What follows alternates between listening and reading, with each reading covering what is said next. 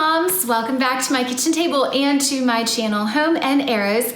My name is Shirley and I'm a homeschooling mom of 5 kids, and this coming school year we'll be entering our 7th year of homeschooling. Here on my channel, if you're new, I want you to know that I am super passionate about encouraging moms to cheerfully embrace the short season of time that they have their arrows at home with them. And today I want to tackle a question that a lot of especially new homeschooling moms want to know, and they wonder, how on earth am I going to homeschool multiple children? But today I just wanted to chat with you about how we do it in our family.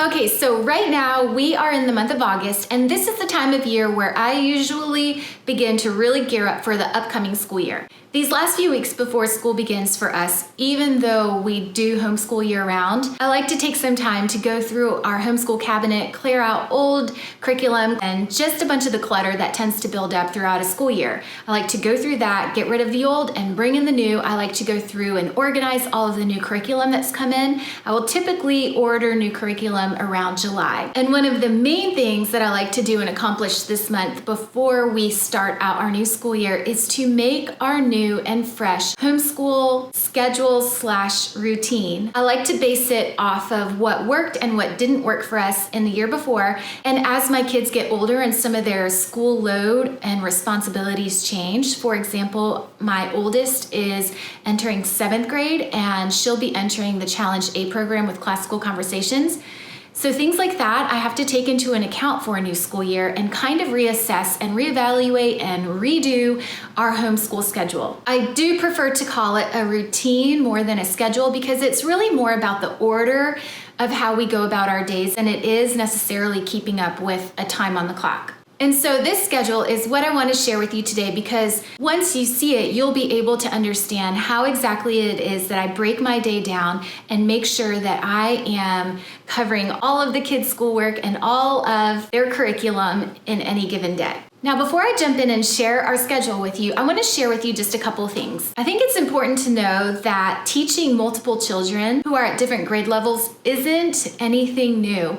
In fact, if you study the history of education here in our country, you'll see that from the 19th and 20th centuries, we had what was called and known as the one-room schoolhouse. These classrooms consisted of one single teacher and could have had anywhere from 6 to 40 students in them. And right now, I'm reading the book Christy. It's a book by Catherine Marshall, and it's actually based off of the life of her mother, who was a school teacher and taught in the Appalachian Mountains. And in the book, her mom taught in a one-room schoolhouse, and I believe, if I remember correctly, that she had up to 67 students in her one-room schoolhouse. So I'm kind of if she can do it, I have 5. And I think I'm going to be okay, and I think I can do it too. All right, so let's dive into our homeschool schedule and routine for this coming year. This school year, I will have a 1st grader, a 3rd grader, a 4th grader, and a 6th and 7th grader. And I want to throw out 3 quick tips before I show you our schedule. The first is to combine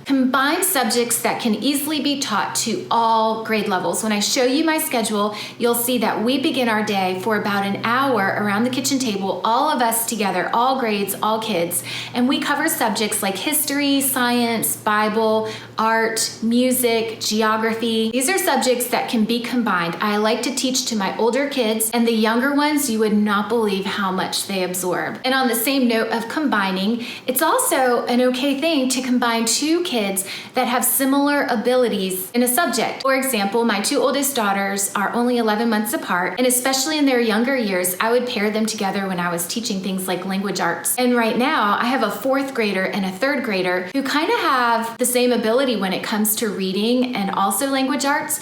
And so I teach them at the same level, but I do like to make sure everyone's math is separate and that they are on grade level for math. Second little tip that I have that I do is I try to do all group work before lunch, and then I like to leave my afternoons open for one-on-one teaching and individual instruction. And number 3, I try in certain subject areas, especially like math, to find curriculums that encourage independent learning. I like to teach my kids one-on-one math from kindergarten through 3rd, say 4th grade, depending on the ability of the child. We use Horizons in the younger levels. And around the 3rd or 4th grade, I like to switch them over to teaching textbooks, which is an online curriculum. So finally, jumping into the routine and the schedule that I created for this year, for me, it's really important to have a visual of our goal for each day. So what I did was I went on PicMonkey and I created this, and I actually laminated it.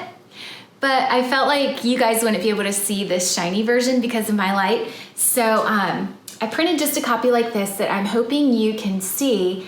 And as I go through the schedule, I will pop up on the screen these individual blocks blown up so that you can see them better as I go through them and describe them. So at the very top of our page, it says homeschool routine, and then I included 2 verses that I love that can just be daily reminders to me about why we have chosen to homeschool. The first is Isaiah 54:13, and it says, "All your children will be taught by the Lord, and great will be their peace." And the second verse that I have is Isaiah 61:3. It says, "They will be called oaks of righteousness, a planting of the Lord for the display of his splendor." And then right underneath that, I move into my wake up time, which is 6:30 a.m. That's when I wake up, I get myself ready. My kids are usually not up by then. I'll do my devotions, or I'll do a class or 2 for VIP Kid, or I will allot time for myself to do work like in my Etsy shop or for YouTube. I've also even scheduled a little bit of time in here for me to work on my Instagram account. I literally have found that I have to schedule in my time online in my day because I don't want it to consume my entire day. But if I know that I have blocks of time to be able to work on those things, it's so much easier for me to just put my phone up and out of sight during our school day because I know when my next break will be, where I can kind of check in on all of my messages and things. So the very next block of time that we have is from 8 to 9 a.m. At 8 a.m., I'll be waking the kids up, and then we'll do what's called their first 4, which includes them getting dressed, brush teeth, make bed, eat breakfast. And following that, you'll see that we move into our morning chores. If you want to know how we do our morning chores, I have a video on it that I will try to put on the end screen at the end of this video that shows how we go about doing morning chores. It worked really well for us last year, and I plan on continuing and using that same method this coming year. All right, moving on to the next block of time. That's going to be from around 9 to 10 a.m. At 9 a.m. is when we will do our table time together. This is where we will go and begin our day with Bible. Then we'll move into CC memory work, and then we'll go into our morning basket. And usually what I like to do with our morning basket is tie in a science or delve a little bit deeper into history. Something that correlates with a CC sentence. I am so sorry if you guys don't know what classical conversations is. It's like way too much to explain right now, but pretty much every single week we are memorizing facts from, I think it's 7 different subjects like geography, history, science, Latin, English grammar, and oh my gosh, there's like one more that I'm totally forgetting. But pretty much during our morning basket time, say our science memory work for the week is like the planets in the solar system. For science, I will try and do something that digs us a little bit deeper into the planets. I hope that makes sense. Then after we are done with all of our table time together, this is kind of where we split off a little bit. From 10 a.m. to 11 a.m., my daughter River will go upstairs to her room, and she'll have her own checklist each day of the things that she needs to accomplish in Challenge A, which again is a CC thing. And then daily, she will have her own checklist. She'll be using the Good and the Beautiful language arts. And so during that time from 10 to 11, she'll do Good and the Beautiful language arts work, typing, and she'll also need to work on her CC presentation prep, which is every week in CC, the children have to stand up and present to their classroom. It's a fantastic thing because it prepares them for public speaking. During that time from 10 to 11 a.m., I will be sitting at the table with Daniel, Joy, and Ben, tackling their math lessons with them. Now, mind you, they are each in different levels for math, so that hour is kind of crazy for me. And you can see this in a morning routine video that I have. You can kind of see how I go around to each of them during that hour. That's kind of staying the same for them. All right, and then we're moving into the next block of time, which is 11 to 12. River continues with Challenge A work, checking off her list upstairs. Daily will then need to move into her CC, Classical Conversations Essentials work, where she'll need to work on her keyword outline. She'll need to begin working on her paper for the week and copying charts. And then Daniel, Joy, and Ben, we will move into the Good and the Beautiful language arts. And handwriting, you'll see, is on there, because what I plan to do is have Ben working on handwriting while I combine Daniel and Joy on language arts. And then all of that will flip.